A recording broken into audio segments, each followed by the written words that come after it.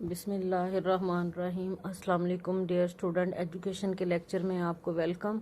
اور 4th year education آج کا ہمارا جو لیکچر ہے، آج کا جو ہمارا ٹاپک ہے وہ ہے پاکستان میں ثانوی تعلیم کے مسائل کے حل کے لیے تجاویز۔ ثانوی تعلیم جیسے کہ آپ کو پتہ ہے کہ نظام تعلیم میں بنیادی حیثیت رکھتی ہے۔ تعلیم کا یہ درجہ کئی قومی مقاصد تعلیم کی تکمیل کا ذریعہ ہے۔ ثانوی تعلیم کی اہمیت کے پیش نظر ضروری ہے کہ اس کی ہم تنظیم نو کریں اور اس کو جو درپیش مسائل ہیں اس کو حل کر کے جدید تقاضوں سے ہم اس کو ہم آہنگ کریں۔ کچھ تجاویز ہیں جن کو ہم ڈسکس کرتے ہیں آج کہ ثانوی تعلیم کے مسائل کو کس طرح ہم حل کر سکتے ہیں۔ جامع مقاصد کا حصول۔ ثانوی تعلیم کے جامع مقاصد کے حصول کے لیے ضروری ہے کہ اس تعلیمی درجے کو یونیورسٹیوں اور پیشہ ورانہ تعلیمی اداروں میں داخلے کا ذریعہ نہ بنایا جائے، بلکہ بذات خود ہی ایک منزل ہے، نہ کہ منزل کے حصول کا ذریعہ ہے۔ اس میں شک نہیں کہ یونیورسٹیوں اور پیشہ ورانہ تعلیمی اداروں کے لیے خام مال کی فراہمی ثانوی تعلیم کا اہم مقصد ہے۔ اس کا ہرگز یہ مطلب بھی نہیں ہے کہ ہم اس مقصد کے حصول کے لیے دوسرے اہم مقاصد کو ہم نظر انداز کر دیں۔ ثانوی تعلیم کے محدود مقاصد کے تصور نے اس درجہ تعلیم کے لیے بہت سارے مسائل کو جنم دیا ہے۔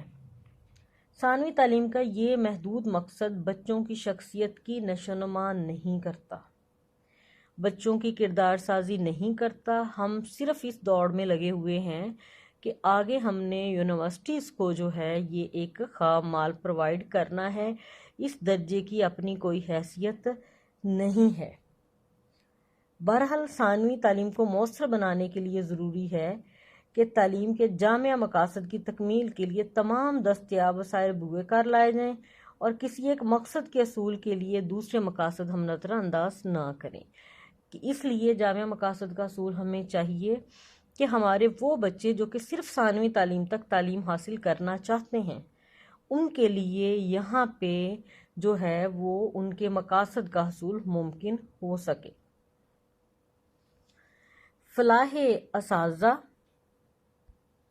کہ اساتذہ کی جو ہے وہ فلاح، آپ کو پتہ ہے ٹیچر جو ہیں ان کے بہت سارے فائنینشلی اور بہت سارے ایسے مسائل ہیں کیونکہ جاب کی شرائط جو ہیں وہ ان کی بہت سخت رکھی جاتی ہیں۔ معلم تعلیمی عمل کا اہم عنصر ہے، اس کے بغیر دنیا میں کوئی بھی نظام تعلیم اپنے مقاصد میں کامیاب نہیں ہو سکتا۔ آج کے دور میں آن لائن ایجوکیشن کا جو ہے وہ کنسیپٹ بھی ہے، آپ انٹرنیٹ پہ جائیں، کوئی بھی آپ جو ہے وہ بک کوئی بھی مٹیریل سرچ کریں آپ کو مل جاتا ہے۔ بہرحال معلم کی اہمیت سے انکار اب بھی ممکن نہیں ہے۔ تدریس ایک پیغمبرانہ سرگرمی ہے جس کے لیے ضروری ہے کہ معلم اپنے حالات کار سے مطمئن ہو۔ اگر معلم جو ہے وہ مطمئن ہے، سیٹسفائی ہے، تبھی وہ اپنے پیشے کے ساتھ انصاف کر سکتا ہے۔ اسی صورت میں وہ تدریسی عمل کو نفع بخش بنا سکتا ہے اور مطلوبہ جو اس کے مقاصد ہیں ان کو وہ پورا کر سکتا ہے۔ حکومت کو چاہیے کہ اساتذہ کی فلاح کے لیے اقدامات کرے، اور بدقسمتی سے یہ ایک ہمارا ایسا شعبہ ہے اساتذہ کا جس کو ہمیشہ سے نظر انداز کر دیا جاتا ہے، حالانکہ آپ نے جو ایک نئی نسل، آپ کا جو سرمایہ ہے، بہترین جو سرمایہ ہے وہ انہی معلمین، ان مماروں کے ہاتھ میں ہے۔ اساتذہ کے جائز مطالبات منظور کیے جائیں، ان کو جائز معاشرتی مقام دیا جائے، بنیادی ضروریات جو ہیں زندگی کی وہ بھی فراہم کی جائیں۔ ان اقدامات سے اساتذہ کی کارکردگی میں بہتری ہوگی اور وہ اپنے مینٹلی طور پر جب وہ مطمئن ہوگا تو اپنے فرائض اچھے سے سر انجام دے گا۔ اخلاقی تربیت، مورل ٹریننگ بھی ہونی چاہیے۔ ثانوی مدارس میں ضبط کے مسائل پر قابو پانے اور ادارے میں اخلاقی ماحول پیدا کرنے کے لیے ضروری ہے کہ تعلیمی انتظامیہ اور اساتذہ اعلیٰ اخلاقی صفات کے حامل ہوں تاکہ طلباء بھی ان کی پیروی میں اپنی اخلاقی اقدار کو اپنا سکیں۔ معلم، اساتذہ یعنی اساتذہ، طلباء، ادارے کا سربراہ سب اخلاقی صفات کے حامل ہونے چاہیے تاکہ جو اسٹوڈنٹ ہے وہ ان کو فالو کرے۔ اس مقصد کے لیے ضروری ہے کہ طلباء میں اخلاقی صفات کا شعور پیدا کیا جائے، انہیں قومی اقدار سے آگاہ کیا جائے اور ان میں ملک کی خدمت کا جذبہ پیدا ہو اور ان کا کردار قومی مقاصد سے ہم آہنگ کیا جائے۔ یہ ان کی ہوگی اخلاقی تربیت، جو کہ اساتذہ کے لیے، صدر معلم کے لیے اور ان اسٹوڈنٹ کے لیے جو ہے وہ ضروری ہے۔ جامع نصاب، ماہرین تعلیم کا یہ بھی فرض ہے کہ وہ ثانوی تعلیم کی اہمیت کو محسوس کرتے ہوئے اس درجہ تعلیم کے نصاب کو جدید دور کے تقاضوں سے ہم آہنگ کریں۔ انہیں اس سلسلے میں ریسرچ کرنی چاہیے، تحقیق کرنی چاہیے اور اس کی روشنی میں ضروری تبدیلیوں کے لیے اپنی سفارشات جو ہیں وہ پیش کرنی چاہیے۔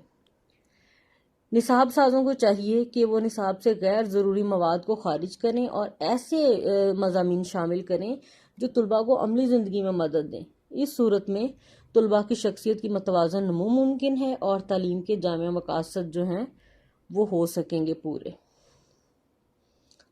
یعنی نصاب جامع یہ ہے، جو ہماری ضروریات ہیں اس کو رکھا جائے، جو چیزیں ضروریات کے مطابق نہیں ہیں اس کو نصاب سے نکال دیا جائے۔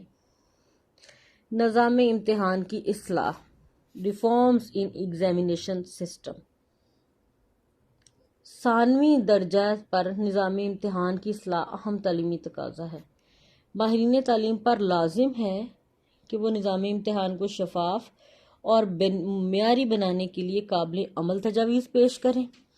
اس میں کیا ہے کہ امتحان میں نقل اور ناجائز ذرائع کے استعمال کے رجحان کی حوصلہ شکنی کی جائے کہ ناجائز ذرائع لوگ استعمال کر کے اپنے مارکس جو ہیں بڑھا لیتے ہیں۔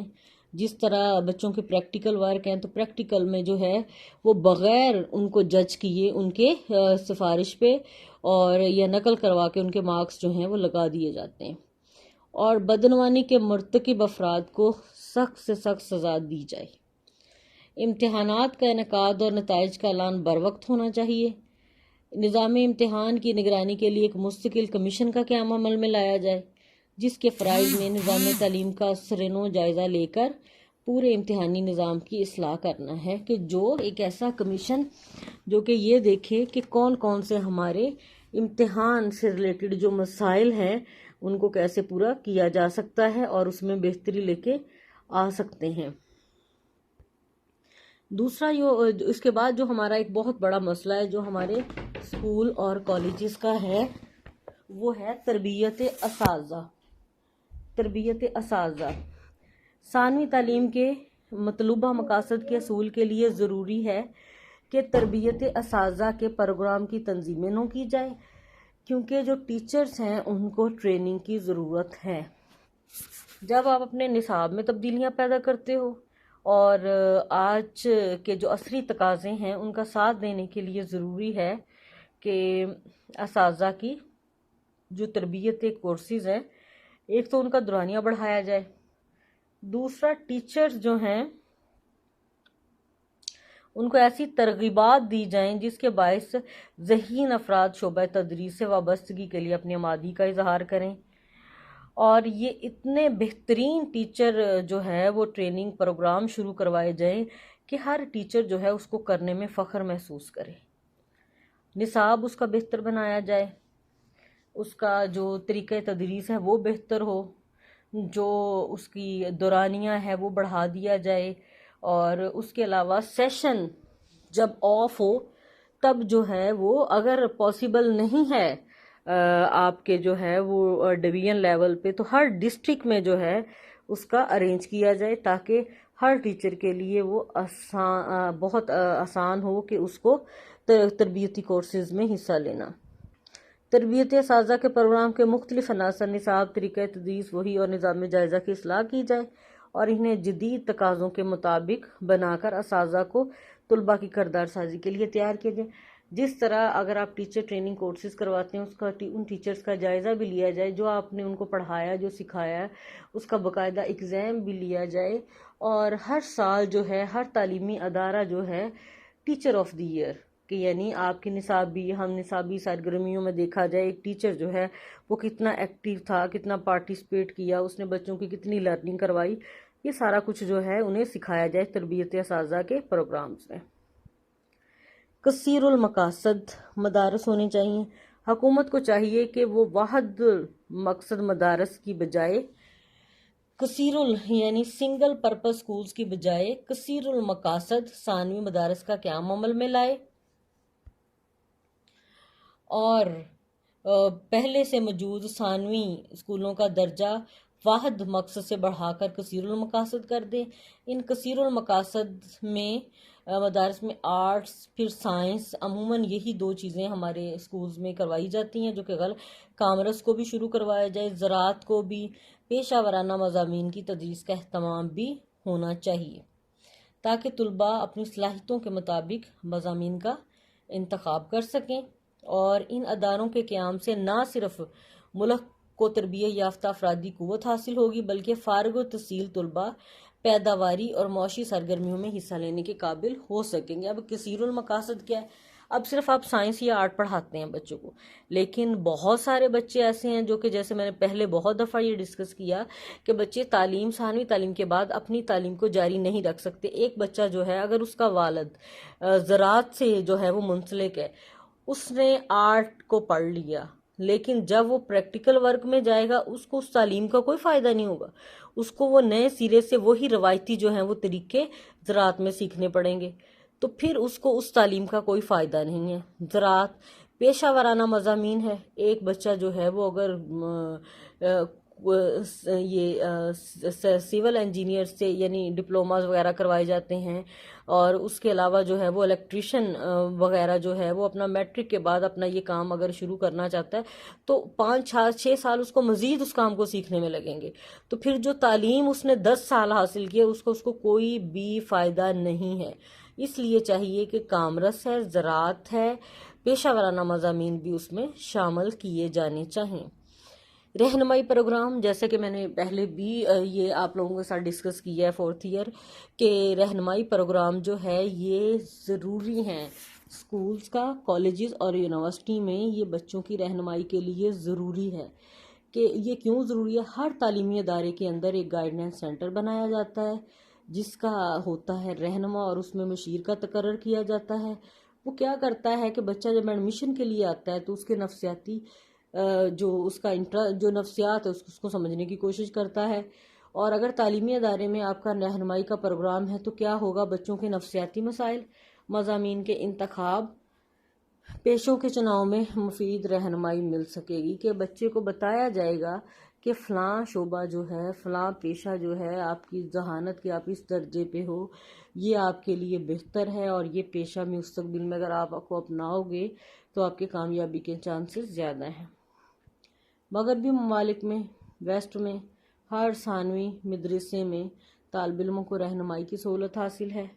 اس پروگرام سے طلباء کی صلاحیتوں کا رخ تخریب سے مڑ کر جو ہے وہ تعمیر کی طرف ہو جاتا ہے۔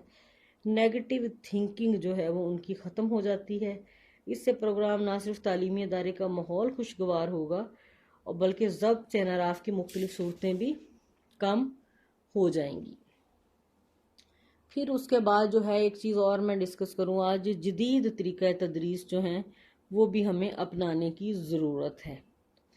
وہ ضرورت اس لیے ہے ہمیں کہ آپ کے پاس نصاب جو ہے وہ کتنا ہی بہترین کیوں نہ ہو، لیکن اگر آپ کی میتھڈالوجی صحیح نہیں ہے پھر آپ کو اس اچھے نصاب کا کوئی فائدہ نہیں ہے۔ یہ تھا ہمارا آج کا ٹاپک۔ کچھ اس کے جو ہیں ابھی تجاویز جو ہیں اس کی باقی ہیں، وہ انشاءاللہ ہم نیکسٹ لیکچر میں اس کو ڈسکس کریں گے۔ Thank you.